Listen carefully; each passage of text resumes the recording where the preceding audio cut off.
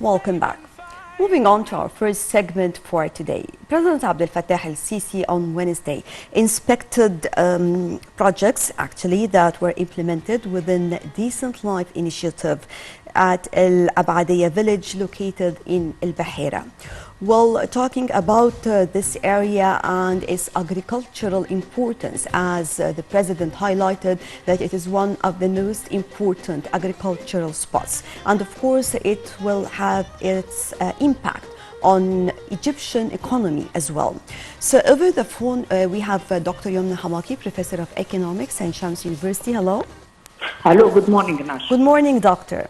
So first of all, I'd like to shed the light on the idea of these projects that were implemented. I'm talking about agricultural projects implemented within the Decent Life initiative.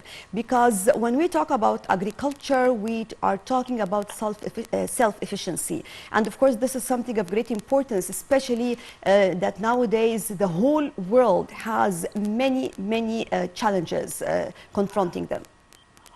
Yes, actually, I prefer instead of food sufficiency, food security.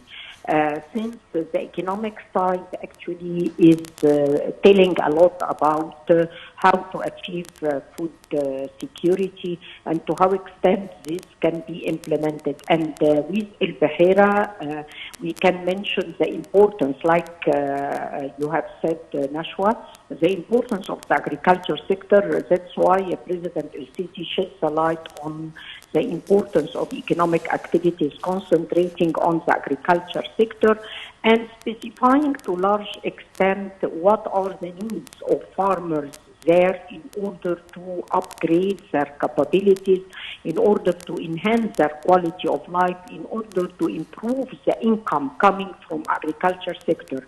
Unfortunately, we in Egypt, we neglected completely during last decades the importance of the agriculture sector. The rate of growth for such sector didn't exceed the last period 3%. Imagine with very high labor force working in the agriculture sector. And this is telling us to how extent we have to take care of such sector.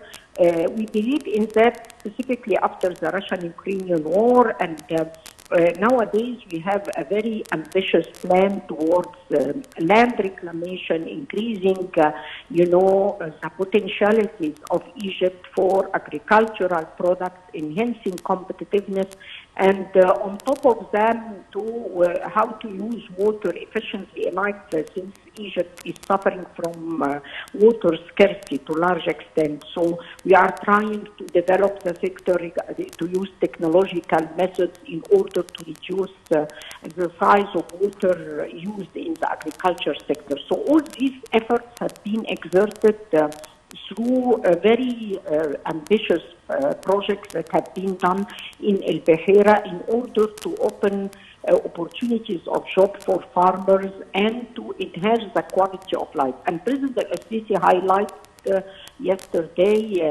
the contracting system for agriculture and to how extent the government has added to that by specifying, by buying wheat specifically from farmers and specifying prices that are quite remunerable for farmers so that they can gain from their agriculture sector.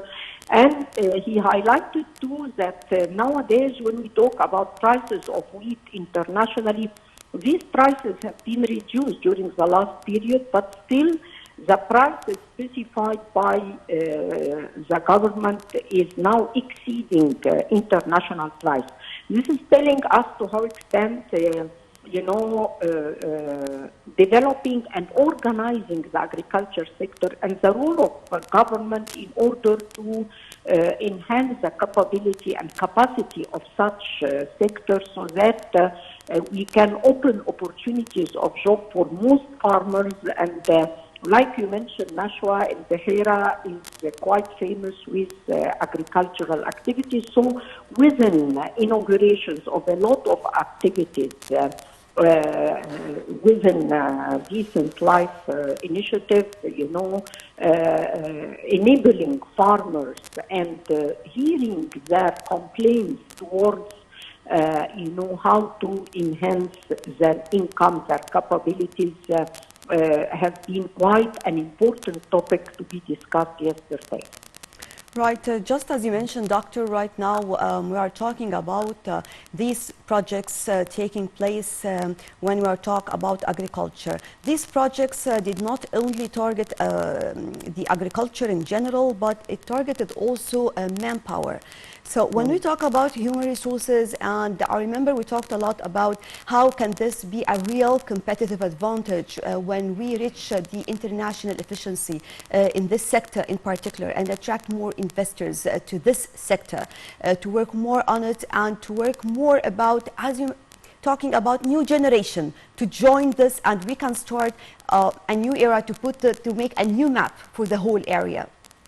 Yes, indeed. And Nashwa, you cannot develop any area, specifically when we are talking about a developing country like Egypt, that nowadays we can say that Egypt hasn't exploited yet its resources efficiently enough.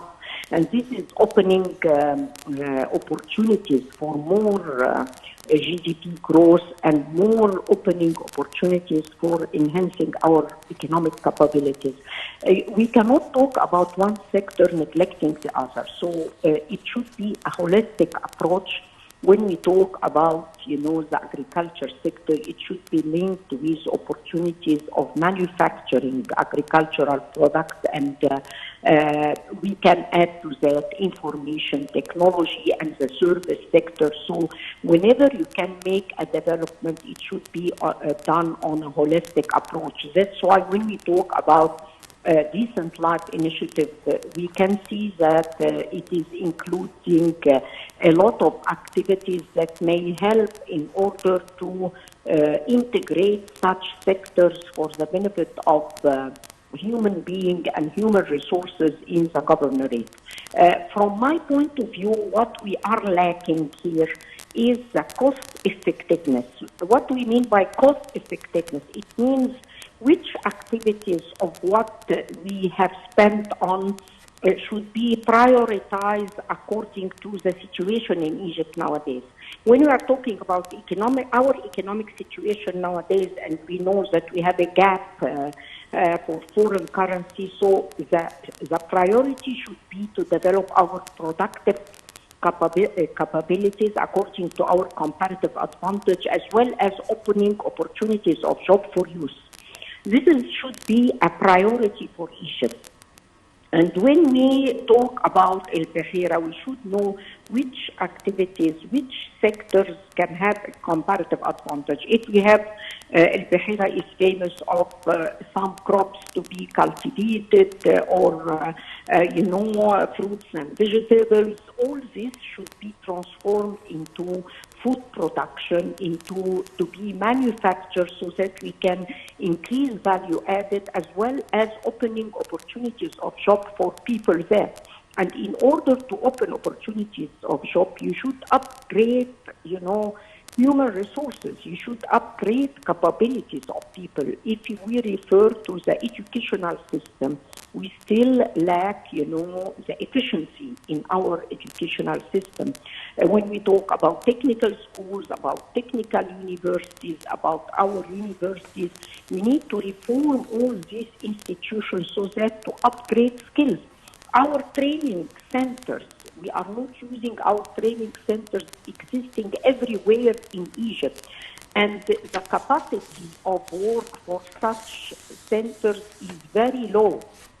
If we activate such centers and open opportunities for youth to be trained and to upgrade their skills, as well as coaching them and directing them to opportunities of job, not only in factories and to be employed, but for self-employment, to start in incubators, in clusters, and we have to develop the industrial zone in El Bahira and in all our governorates according to our comparative advantage, and to link among large, medium, small, and micro projects so that we can enhance the diffusion effect of productivity and upgrading skills of human resources. So when we talk about cost effectiveness, it shouldn't be by building and infrastructure anymore, but it should be directed to build human resources. It should be directed to upgrade skills so that we can enhance our competitiveness, and this is going to help to address the gap of foreign currency to large extent. Well, also the president talked about that Egypt needs requirements of about 90 billions annually in order to purchase the needs of the citizens. So if I'm talking about the exchange rate and all the challenges we are facing, these projects, of course, will help a lot to relieve more burdens on the Egyptian citizen as well. You know, under the condition, it's not, per se that the project is going to alleviate such burden. It should be, we should plan for that. And planning for that needs from us, like I mentioned before, starting by specifying comparative advantage, how to increase productive capacity, because all the way, when we talk about the gap of $90 billion, this gap, actually, we should analyze the reasons behind it. The reasons, actually, that we are number one as purchasing wheat in the world. So instead of importing our food, this is number one. Number two, our industrial sector still relying to large extent on intermediate goods and even raw materials. Imagine, Nashwa, that we still, despite that we have petrochemicals and we have mining industry, we're still importing chemicals in order to manufacture our products.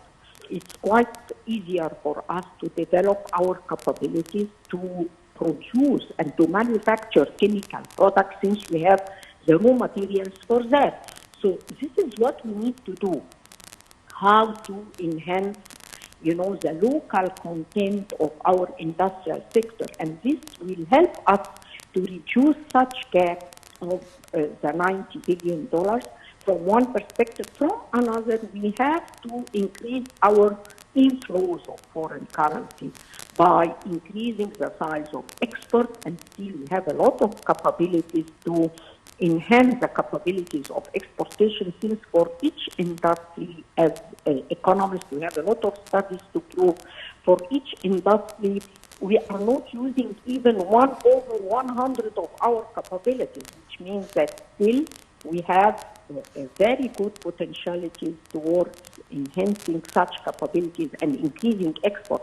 When we talk about export, Nashwa, we are not only referring to large projects in order to achieve the goal of $100 billion as exportation, because for all countries and all successful experiences before, large and mega projects cannot achieve such goal.